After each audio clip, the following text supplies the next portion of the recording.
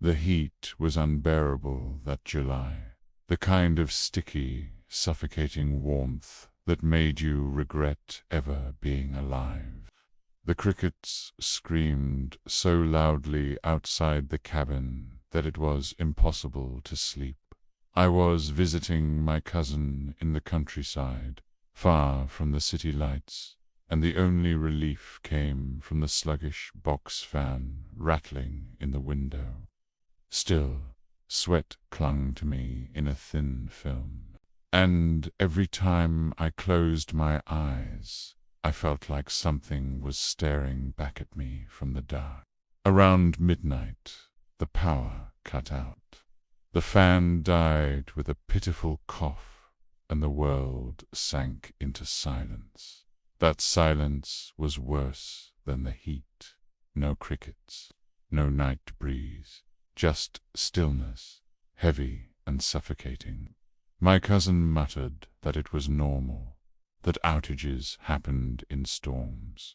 But there hadn't been a storm, not even a cloud in the sky. We lit candles, their wax dripping in uneven rivers down the glass jars, and sat in the kitchen trying to ignore the stillness. That was when we heard it, the slow, dragging crunch of footsteps on the gravel driveway. Not hurried, not hesitant, just steady, like someone was walking toward the house with no reason to hide. We froze. My cousin whispered, "It's probably a neighbor," but his voice didn't sound convincing. Out here, the nearest neighbor was a good half-mile away. The footsteps stopped right at the porch. We held our breath, waiting for a knock, for a call, for something, but nothing came. Just silence. Then, slowly, the doorknob turned. It rattled once, twice. I felt the blood drain from my face as the knob twisted with deliberate force. The lock held, but whoever was outside didn't leave. Instead, there came a long, slow drag of fingernails down the wood, like they wanted us to know they could wait. The air was so hot, but I remember feeling cold sweat roll down my back. My cousin grabbed a kitchen knife, and we crept to the window, careful not to let the candlelight betray us. We peeked out through the slats of the blinds. There was nothing. The porch was empty. The gravel drive was bare under the moonlight, but the sound those nails on the wood still echoed in our ears. And then, in that suffocating silence, the crickets started chirping again, loud, frenzied, as if nothing had happened at all. We never figured out who or what stood at the door that night. The only evidence was the deep, fresh grooves carved into the wood of the doorframe the next morning, perfectly straight, perfectly deliberate. The summer of 2016 was the hottest I can remember. Roads looked like they were melting, and my car's AC barely worked. I was driving cross-country, sweating against the vinyl seat, when I saw a hitchhiker on the side of a desert highway. Normally, I wouldn't stop, but something about the way he stood there, in the middle of nowhere, with the sun burning everything alive, made me slow down. He wore jeans and a flannel shirt completely wrong, for the weather end carried nothing but an old army duffel bag slung over his shoulder. His head was bowed, face hidden by a cap. I pulled over. He opened the passenger door and climbed in without a word. "Hot out there, huh?" I said, trying to break the silence. He didn't answer. He just stared straight ahead. I told myself he was probably exhausted. After a few miles, though, I noticed something strange. He didn't seem to sweat. His skin was pale, too pale, and when I sneaked a glance at his hands resting on the bag, I saw his fingernails long, cracked like they hadn't been trimmed in years.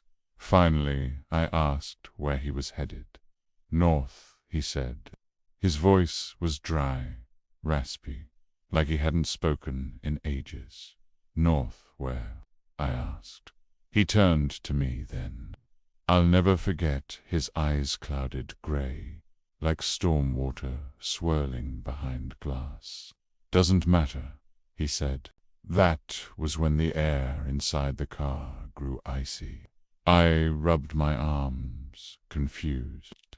It was 105 degrees outside, but suddenly I could see my own breath. The radio fizzed with static.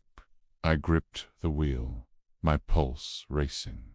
"You okay, man?" I whispered. He smiled a slow, unnatural curl of his lips. "You shouldn't have stopped." My gut clenched. Every instinct screamed to pull over and shove him out. But before I could, he leaned closer and whispered something I'll never forget. There, waiting in the heat. Then he was gone. Just gone. One moment sitting beside me. The next, the seat empty. No sound of the door opening. No weight shifting. Just me, alone, on that endless desert highway. I slammed the brakes, the tires squealing against the hot asphalt, and scrambled out of the car. Nothing, only the buzzing of cicadas and the horizon shimmering in the sun. But when I got back in the car, the passenger seat was soaked wet, as though someone had been dripping cold water there for hours. And etched faintly into the dashboard were 4 words, jagged and fresh, like claw marks. "They're still waiting." The campground sat deep in the woods, far from any city lights. My friends and I had gone there one July to escape the heat, telling ourselves the forest shade and the nearby lake would cool us off. But the nights were worse. Out there, the air didn't move. It pressed down, heavy, damp, like you were breathing in steam. We set up our tents, built a fire, and tried to laugh off how miserable we were. Sweat clung to us even at midnight. That's when the noises began. At first, we thought it was just other campers, sticks snapping, low voices, something moving through the trees. But when we called out, "Hello, anyone there?" no one answered, and when we shone our flashlights, the sound always stopped. Later, while the others were half asleep, I stepped out of the tent for air. The forest was silent, except for the buzz of insects. My beam swept across the tree line and froze eyes, dozens of them. At first, I thought it was deer, but they were too high off the ground to spread apart and to still, perfectly still, reflecting the light in a way that made them shimmer like glass. I whispered for my friends, but when I turned to call them, the air in my throat caught. The eyes had moved closer. I dropped the flashlight, fumbling. When I picked it back up, the forest was empty.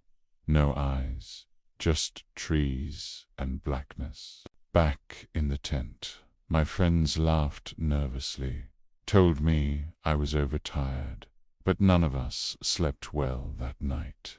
The heat made it impossible, and in the sticky silence, we all heard it, the slow crunch of footsteps circling the tents.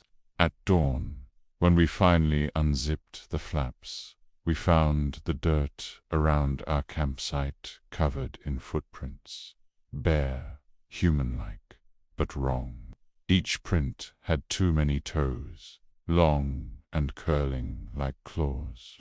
We packed in silence. By the time we drove away, none of us spoke. None of us returned to that campground again. And yet, weeks later, when the heat in town was unbearable, and I lay awake sweating in my own bed, I saw them again. Two faint, glassy eyes at the far corner of my room, glowing faintly in the dark. The worst part wasn't that they stared at me. The worst part was how they blinked, in perfect rhythm with mine.